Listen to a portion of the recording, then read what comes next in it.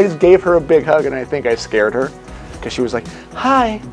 And then I just kind of had this awkward moment of like, did I just harass Britney's? Rumors are swirling that Blake Lively allegedly tried to silence the press from covering certain stories, fueling speculation about her connections with co-stars. Many believe her past relationships may have blurred into her work life, and now those patterns seem to be resurfacing. Following the reported cheating drama with Ryan Reynolds, Blake's carefully polished image as Hollywood's golden girl appears to be unraveling. As the internet continues to dig into her past, more inconsistencies and secrets are emerging, creating a timeline that no longer seems so spotless. Desperate to regain control, Blake's every move has only deepened the chaos. Even her PR team is reportedly struggling to contain the fallout as her credibility continues to erode. Critics are now openly accusing her of manipulation, deception, and hiding the truth, comparing her real-life behavior to her scheming character in a simple favor. What was once seen as confident charm has turned into a public spiral that no amount of media management can conceal. Her ongoing lawsuit with Justin Baldoni has already turned into a major embarrassment, and new claims suggest she may have resorted to intimidating journalists to suppress unflattering coverage. The hypocrisy hasn't gone unnoticed after all. She's voiced concerns about privacy while simultaneously making light of her personal issues in public appearances, such as during Saturday Night Live. For years, Blake cultivated an image of perfection, beautiful, poised, and untouchable, but that illusion is rapidly crumbling. The scandal surrounding her marriage to Ryan Reynolds has become just one piece of a much larger puzzle. Once fans began realizing that their picture-perfect couple persona was more PR strategy than truth, the public's curiosity exploded. Digging into her past, many discovered contradictions in the story of how she and Ryan met. Officially, they've long maintained that their romance began after they were both single. But filming for Green Lantern took place between March and August 2010 when Ryan was still married to Scarlett Johansson, and Blake was in a long-term relationship with her Gossip Girl co-star, Penn Badgley. Reports from the time suggest that Blake and Ryan's connection might have started earlier than they've admitted, with one journalist claiming the pair secretly met at a New Orleans hotel while Ryan was still married. The story was reportedly suppressed before publication after pressure from their PR teams. In the end, two conflicting versions of events remain the official, polished tale told by Ryan and Blake, and the unflattering timeline that keeps resurfacing. As more inconsistencies come to light, the truth behind Blake's perfect image seems harder and harder to defend now that Blake Lively's old stories are resurfacing. The panic behind the scenes is becoming obvious. The deeper people dig into her past, the worse her entire narrative begins to look. This isn't just about a lawsuit, a cheating scandal, or even a crumbling marriage. It's about years of alleged media manipulation used to preserve her flawless Hollywood image. Reports have long circulated that Blake and Ryan Reynolds first got together while he was still married to Scarlett Johansson, supposedly meeting secretly in a New Orleans hotel during the Green Lantern shoot. According to insiders, Us Weekly had the story ready to run until both of their teams allegedly stepped in with threats to bury it. That's why the current tension with the press feels so explosive. Blake reportedly knows that if even one major outlet decides to publish the full truth, it won't just expose the Justin Baldoni situation, it'll unravel everything: the PR, the media manipulation, and the illusion she's maintained for years. But this isn't the early 2000s anymore. Celebrities can't rely on hush orders or blacklists the way they used to. Social media has flipped the script, and journalists are no longer afraid to report what they know, especially when public opinion is ready to back them up. Ironically, the more Blake tries to suppress the story, the more transparent it becomes that there's something to hide. The entertainment industry has always had a shadow network of agents, managers, and publicists, controlling the flow of stories, promoting the good ones, and killing the bad. But now the curtain is being pulled back, and the audience can see exactly how much of it was staged. What makes the Justin Baldoni controversy so fascinating is that it's giving people a behind-the-scenes look at how Hollywood PR truly operates. For someone who spent her entire career perfecting the image of effortless grace, Blake now seems desperate and defensive. It's no longer about protecting her brand, it's about survival. The world is beginning to see that the perfect Reynolds-Lively marriage, the glamorous power couple aesthetic, and the curated media appearances were all pieces of an elaborate performance, and the script is finally falling apart. Meanwhile, Ryan Reynolds hasn't helped matters. His public jokes about his personal life, especially during his Saturday Night Live appearance, have only fueled more criticism. What was meant to be lighthearted has come across as tone-deaf, making fans question why he's so comfortable laughing about something that's allegedly tearing his marriage apart. Scarlett Johansson, who has clearly moved on with Colin Jost, seems far removed from the drama, but the timing and irony haven't been lost on the public. Blake has always been known for her precision when it comes to image control, but her latest tactics mark a new level of intensity. By reportedly threatening the press directly, she's crossing from PR strategy into full-blown suppression. And in a media hub like New York, where journalists thrive on scandal and competition, that kind of aggression rarely ends well. The harder she pushes back, the more determined reporters become to uncover what's really going on. As more voices step forward, a pattern is emerging, one that stretches back long before Ryan Reynolds. Her Gossip Girl co-star Penn Badgley was the first in a line of high-profile relationships that seemed to blur the line between work and romance. What was once brushed off as Hollywood gossip now looks like part of a much bigger story. A carefully managed narrative finally beginning to collapse under its own weight as Blake Lively's history continues to resurface.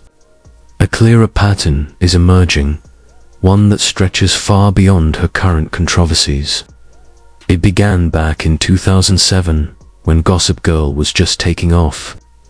Blake and her co-star Penn Badgley became the show's golden couple, both on and off screen.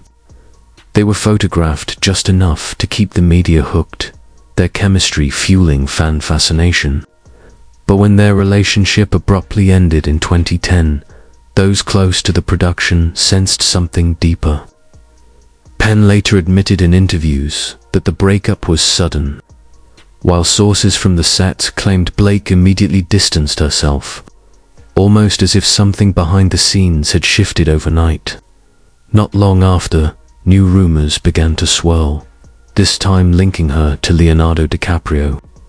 In May 2011, only months after her split from Penn, Blake was spotted aboard a yacht in Cannes with DiCaprio, their short-lived romance making international headlines.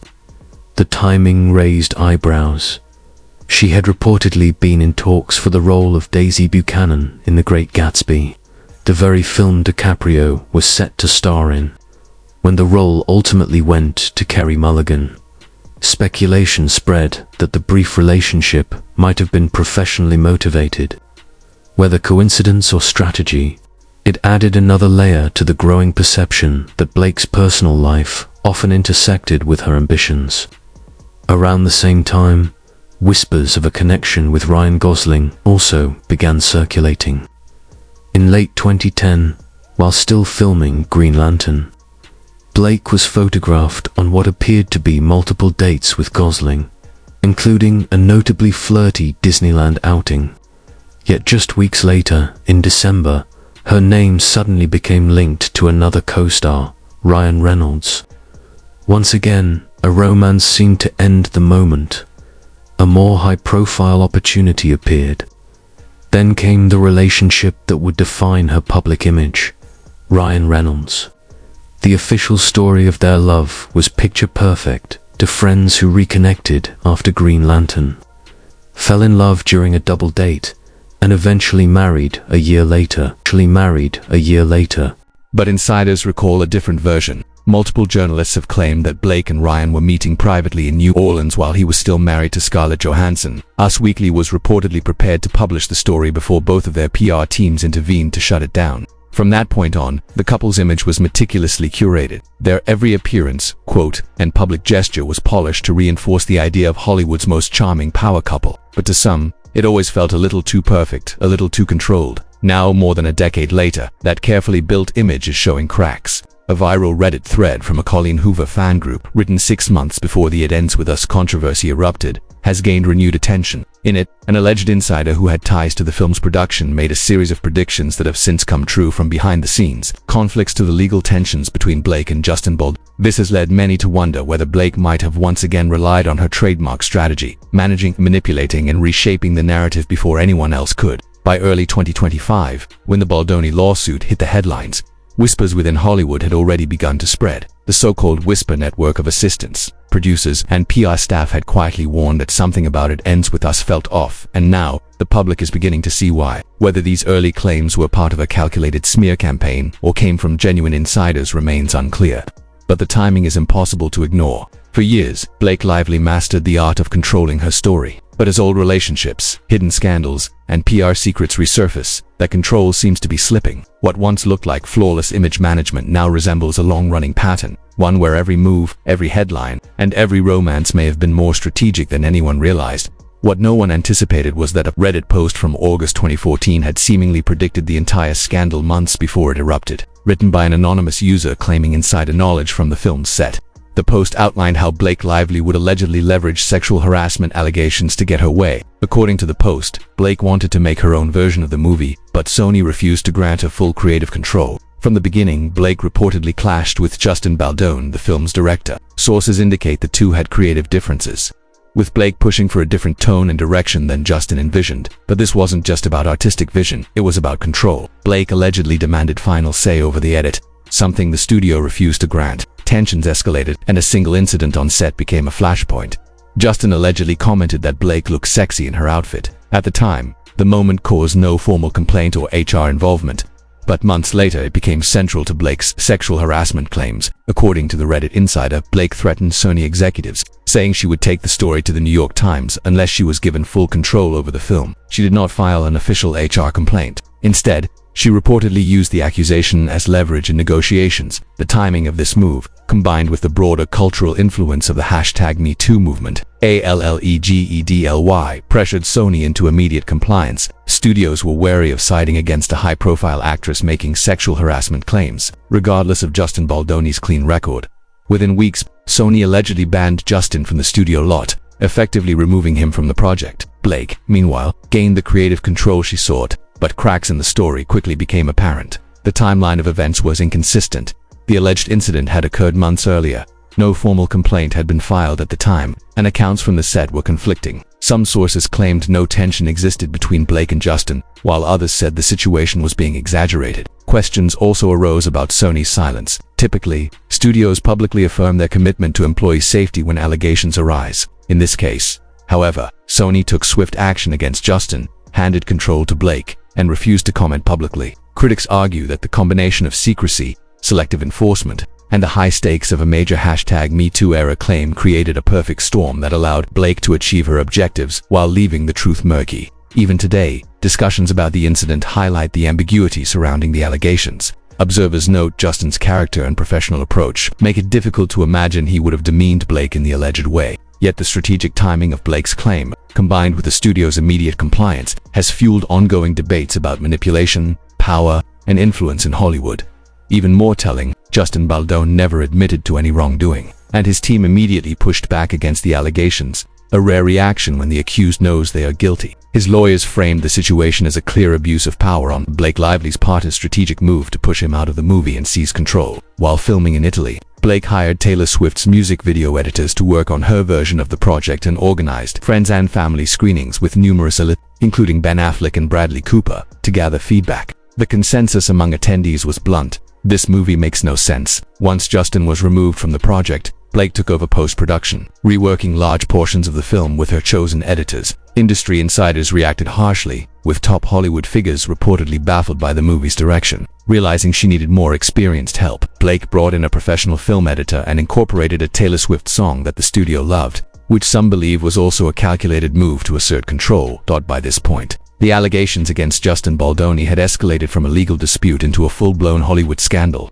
Questions arose about whether Blake had weaponized a serious accusation to gain influence over the film, only to mishandle the project once in charge. The industry was divided, and it became clear that her tactics were no longer serving her interests. Adding another unexpected layer, Taylor Swift became directly involved in the situation. Swift discovered that the original composer for the movie, someone she had previously worked with and had conflicts with, was still attached, and she insisted, "It's either me or him." What initially seemed like a public, harmless friendship between Taylor and Blake highlighted through Instagram posts, vacations, and even references to Blake's children in Swift's music was now taking on a much more significant role in the unfolding legal battle. Blake Lively's post-production decisions. It sparked even more controversy when she fired the film's original composer to keep a Taylor Swift song on the soundtrack, rather than hiring an experienced film editor.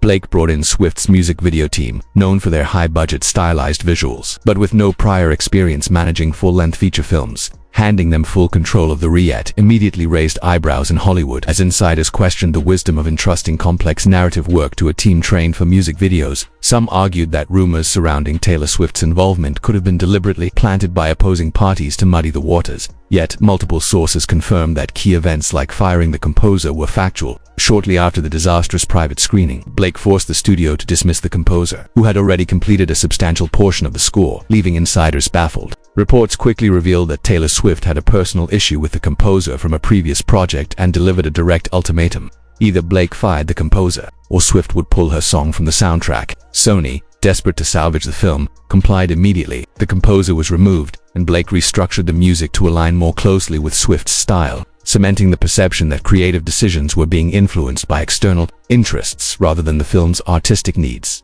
The fallout raised major questions about Swift's role in the situation. Was she actively helping Blake manipulate the production, or merely protecting her own interests without regard for the bigger picture? Blake's relentless push for control reached new heights. She successfully ousted Justin Baldoni from his own project, manipulated Sony into granting her full authority over post-production, and allegedly leveraged serious allegations to achieve her goals. But as the behind-the-scenes chaos continued to leak, it became clear that Blake could no longer control the narrative. Her frustrations shifted toward YouTubers, bloggers, and journalists, who she reportedly targeted in attempts to silence independent reporting. Industry observers condemned the tactics, noting that weaponizing allegations to win creative control represents some of the most deplorable behavior imaginable. While Justin Baldoni may have misspoken in some instances, nothing in the lawsuit compared to the strategy of exaggerating or fabricating claims to seize control of a film. Once Blake lost influence over Sony executives, her focus turned to online content creators, further intensifying the controversy and highlighting the increasingly complex and toxic nature of the dispute. Wait, Blake Lively's attorneys are actually coming after content creators now. It sounds unbelievable, but it's already happening. Her legal team is reportedly targeting YouTubers and independent journalists who share coverage even slightly sympathetic to Justin Baldoni's side. And this isn't speculation, it's unfolding in real time. Several creators have already received notices or warnings after publishing commentary. Based on publicly available information from the lawsuit, the strategy appears clear: suppress dissenting voices and control the narrative. Even established gossip figures aren't being spared. Perez Hilton, one of Hollywood's most notorious bloggers, revealed that he's being accused of breaking from Blake's preferred version of events. According to sources, Blake's attorneys are working overtime to discredit anyone whose reporting doesn't align with their angle. Around the same time, Blake's team filed for a stronger protective order to keep discovery details private, citing vile messages she allegedly received after the case went public. Critics, however, see the timing as suspicious. It conveniently prevents damaging evidence from surfacing. Perez pointed out that Blake's camp seems determined to keep key details out of the public eye, claiming they're doing it under the guise of protecting third-party privacy. And Perez isn't the only one caught in the crossfire. Candace Owens, who has been relentlessly covering the case, was also mentioned in legal discussions as someone accused of spreading misinformation, yet nothing in her coverage has been proven false. She's simply been referencing court filings, leaked texts, and insider testimony that Blake's own legal documents introduced into the record. If Blake's filings make her look bad, that's not misinformation, it's the natural consequence of transparency. Despite this, her team argues that these independent voices are creating a manufactured echo chamber, using that as justification for stricter protections and limits on what the public can see. The hypocrisy is hard to miss. Early on, Blake's team hand-delivered Justin's private messages with his PR advisors to major outlets, painting him as controlling and inappropriate on set. She wanted the public to read his personal exchanges until it backfired, when Justin's team began releasing their own evidence, including counter-messages, production notes, and eyewitness accounts. Suddenly, Blake's attorneys started fighting to seal records. The same people who once wanted full transparency are now desperate to close the curtains. Insiders describe this sudden reversal as a damage control tactic. Blake's legal strategy, once focused on exposure, has turned into a campaign of suppression. Her attorneys are not only clamping down on evidence but also turning their attention toward online commentators like Paris Hilton and Candace Owens, accusing them of conspiracy or bias simply for analyzing documents that are, in fact, public. Even Perez, who's been in the gossip industry for decades,